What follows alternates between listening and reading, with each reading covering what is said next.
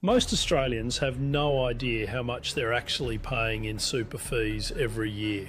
They think industry funds have their backs. They see the ads, they hear the word low fees, and they assume they're getting a good deal. But the real cost is buried in the fine print. And when you actually run the numbers, there's another option that looks more expensive on the surface, but the upside might surprise you. I'm Troy, founder of Blue Chip SMSF, and we've set up thousands of SMSFs for Aussies. Today, we're breaking down the real cost of super fees and what the numbers actually look like when you compare your options. Welcome to SMSF Insider, where we help busy professionals to gain financial independence using an SMSF. Hi, I'm Troy, founder of Blue Chip SMSF Services, and over the last 20 years, I've helped thousands of Aussies manage the complexities of self-managed super funds. And in this podcast, I'll answer your questions, break down the myths, so you can take charge of your financial freedom. Let's get into it. So let's start with what you're actually paying inside a retail or industry fund. Your annual statement highlights the administration fee, usually a flat dollar amount, plus a small percentage of your balance. It looks cheap, and honestly, for a lot of people, it feels like nothing. But that's just the tip of the iceberg. The real cost is hidden in the investment fees and indirect costs. These are fees charged by the underlying fund managers that your super fund uses. They're deducted directly from your investment returns before they're even credited to your account. You don't see a line item for these fees on your statement, so you don't feel the pain, but they're there. When you add up the administration fee, the investment fee, the indirect cost ratio, and any performance fees, the total cost of a typical growth option can easily exceed 1% to 1.5% of your total balance every year. Let's look at what that actually means. Say you've got a $200,000 super balance and you're paying 1.5% in total fees. That's $3,000 a year. Now, let's say your balance grows to $500,000. Because industry fund fees are percentage-based, your fees grow with it.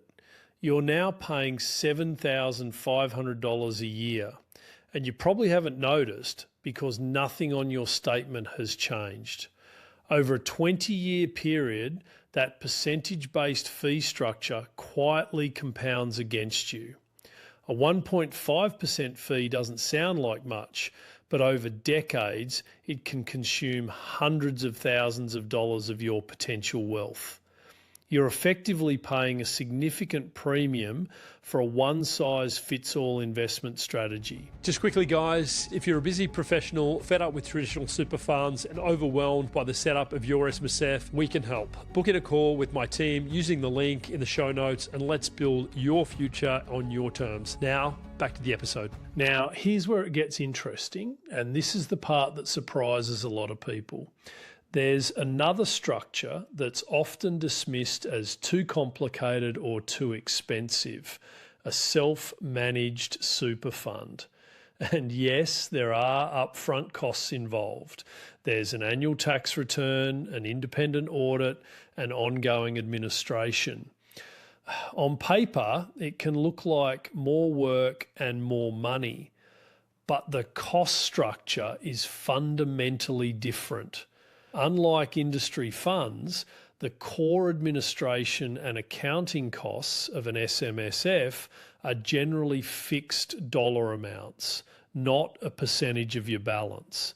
Whether you've got $200,000 or $2 million in your SMSF, the cost to prepare the tax return and run the annual audit remains largely the same. So at what point do the numbers start to shift?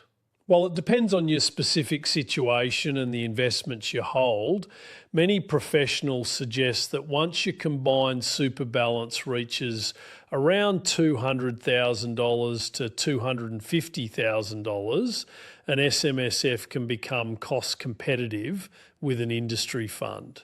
And as your balance grows beyond that point, the gap widens. If you've got $300,000 in an SMSF, Your fixed administration costs might be around $2,500 to $3,000 a year. In an industry fund charging 1.5%, you'd be paying $4,500. That's a $1,500 to $2,000 difference every single year. Money that stays in your fund, compounding toward your retirement. And the bigger your balance grows, the wider that gap gets. Now, this doesn't mean an SMSF is right for everyone. There are compliance obligations, trustee responsibilities, and investment decisions that come with it. It's not a set and forget structure. But for people whose balances are growing, it's worth understanding what the numbers actually look like, because the fees you're paying today are quietly shaping what you'll have in retirement. If you want to understand more about SMSF setups, you can book a free call with our team. The link is in the description.